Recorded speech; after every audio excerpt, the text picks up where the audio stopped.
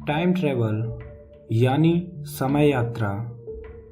ये सुनने में तो बड़ा अच्छा लगता है, लेकिन इसके पीछे का लॉजिक दिमाग को चकरा देता है। हम सभी चाहते हैं कि समय में पीछे जाकर अपने द्वारा की गई सारी गलतियों को सुधार लें और भविष्य में समय यात्रा करके अपना भविष्य भी जान लें। लेकिन क्या ये संभव है? क्या काल यानी समय में यात्रा की जा सकती है? अगर वैज्ञानिक दृष्टि से देखा जाए तो काल यात्रा संभव है। अगर देखा जाए तो हम सभी समय में यात्रा कर रहे हैं। हम सभी भूतकाल से निकलकर वर्तमान में होते हुए लगातार भविष्य की ओर बढ़ते चले जा रहे हैं और इसी को ही समय यात्रा कहते हैं। और हमारी समय में यात्रा की दर 1 घंटे प्रति घंटे की दर से है, यानी कि हमें भविष्य में 1 घंटा आगे जाने के लिए 1 घंटे का ही समय अंतराल लगेगा। लेकिन क्या समय यात्रा की दर को 1 घंटे प्रति घंटे की दर से भी ज़्यादा तेज किया जा सकता है? यानी क्या हम छोटे से समय अंतराल में ही हजारों साल भविष्य में आगे जा सकते हैं? जवाब है हाँ। हम छोटे से समय अंतराल में हजारों साल का सफ़र तय कर सकते हैं। वैसे तो समय यात्रा कई थ्योरियों के द्वारा संभव है, लेकिन इस एपिसोड में हम केवल एक थ्योरी पर ही प्रकाश डालेंगे। जब अल्बर्ट आइंस्टीन ने थ्योरी ऑफ रिलेटिविटी यानी सापेक्षतावाद का सिद्धांत प्रकाशित किया, तो उसी सिद्धांत के आधार पर टाइम ट्रेवल की कल्पना की जाने लगी। आइंस्टीन के थ्योरी ऑफ रिलेटिविटी सिद्धांत के प्रकाशित होने से पहले लोगों में केवल एक ही अवधारणा थी कि ब्रह्मांड में समय की गति हर जगह वही है जो पृथ्वी पर होती है। उनका मानना था कि समय जिस रफ्तार से पृथ्वी पर गुजर रहा है, उसी प्रकार ब्रह्मांड में कहीं दूर किसी दूसरे खगोलीय पिंड पर भी समय इसी रफ्तार से गुजर रहा होगा। लेकिन आइंस्टीन ने लोगों की इस अवधारणा को गलत साबित कर समय की एक अलग परिभाषा दी। अल्बर्ट आइंस्टीन ने बताया कि समय और अंतरिक्ष एक दूसरे से जुड़े हुए हैं, जिसे स्पेस टाइम कहते हैं। समय एक 4th डायमेंशन यानी चौथा आयाम है और समय की गति को धीमा या तेज किया जा सकता है। ब्रह्मांड में समय एक नदी की तरह चल रहा है। जिस तरह नदी में पानी की रफ्तार कहीं पर तेज होती है तो कहीं धीमी, उसी प्रकार ब्रह्मांड में समय अलग अलग जगहों पर अलग अलग गति से चल रहा है। आइंस्टीन के द्वारा थ्योरी ऑफ रिलेटिविटी सिद्धांत में दिए स्पेस टाइम की इक्वेशन से ही टाइम ट्रेवल संभव है।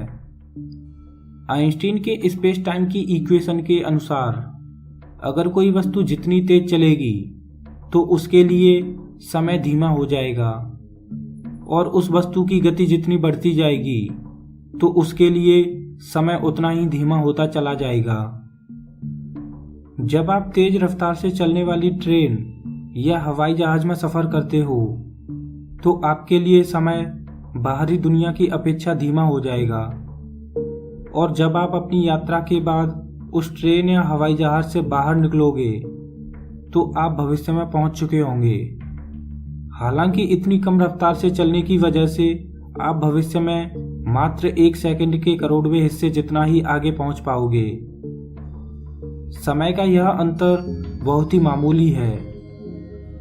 समय के इस अंतर को महसूस करने के लिए आपकी रफ्तार प्रकाश की रफ्तार के बराबर या उसके 95% तक होनी चाहिए। बिग बैंग थ्योरी और ब्लैक होल जैसी अवधारणाओं को समझाने वाले स्टीफन हॉकिंग्स ने टाइम ट्रेवल के लिए एक ऐसे रेलवे ट्रैक की कल्पना की जो पृथ्वी के चारों ओर बना हो, और उस ट्रैक पर चलने वाली ट्रेन की स्पीड प्रकाश की गति के बराबर हो। जब वो ट्रेन पृथ्वी के चारों ओर बने ट्रैक पर प्रकाश की गति से चलेगी तो ट्रेन में बैठे यात्रियों के लिए समय धीमा हो जाएगा, इतना धीमा कि उनके रेस्पेक्ट में पृथ्वी पर जीवन बहुत तेजी से गुजरता हुआ महसूस होगा। इतना तेज कि ट्रेन के पल यहाँ के महीनों में बदल जाएंगे। हालांकि ट्रेन में बैठे यात्रियों को ट्रेन के अंदर का समय सामान्य की तरह ही महसूस होगा, लेकिन बाहरी दुनिया के रेस्पेक्ट में ट्रेन के अंदर का समय बहुत धीमा हो चुका होगा। जब ट्रेन में बैठे यात्रियों के हिसाब से ट्रेन 1 हफ्ते के बाद रुकेगी, तो यात्रियों के 1 हफ्ते के सफर में पृथ्वी पर 65 साल गुजर जाएंगे और वो यात्री खुद को भविष्य में पाएंगे और उन यात्रियों के लड़के उनसे ज्यादा बूढ़े हो चुके होंगे। आइंस्टीन की स्पेस टाइम इक्वेशन के अनुसार केवल भविष्य में ही समय यात्रा संभव है, यानी एक बार भविष्य में पहुंच गए तो पीछे वापस नहीं आ सकते, मतलब 1 वे टिकट टू द फ्यूचर। अब यहाँ पर एक सवाल सामने आता है कि क्या प्रकाश की गति से चलने वाली ट्रेन बना पाना संभव है?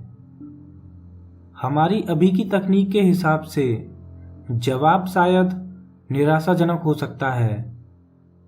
अभी ऐसी ट्रेन बनाना संभव नहीं है, क्योंकि आइंस्टीन की थ्योरी ऑफ रिलेटिविटी के अनुसार अगर किसी वस्तु की स्पीड बढ़ती जाएगी तो उसका मास यानी द्रव्यमान भी बढ़ता जाएगा।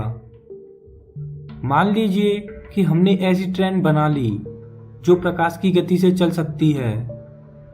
जब ये ट्रेन प्रकाश की गति से चलेगी तो इसका मास यानी द्रव्यमान इनफाइनाइट यानी अनंत हो जाएगा और आइंस्टीन के द्वारा दिए गए समीकरण E=mc² से इनफाइनाइट द्रव्यमान वाली ट्रेन को चलाने के लिए इनफाइनाइट एनर्जी की ही जरूरत पड़ेगी।